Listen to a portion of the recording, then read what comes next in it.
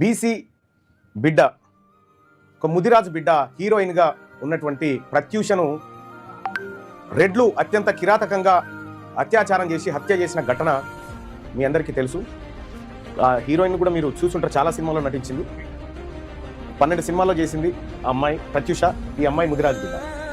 ఈ ముదిరాజు బిడ్డ హీరోయిన్గా తెలంగాణ ప్రాంతం నుంచి మొదటి హీరోయిన్గా, అంటే ఉన్నారు కానీ ఆ తరంలో మొదటి హీరోయిన్గా బయటికి వస్తే ఆ అమ్మాయిని అత్యంత కిరాతకంగా రెడ్లు మోసం చేసి అత్యాచారం చేసి హత్య చేసినటువంటి ఘటన 2002 ఫిబ్రవరి ఎన్ని తారీఖు అది 22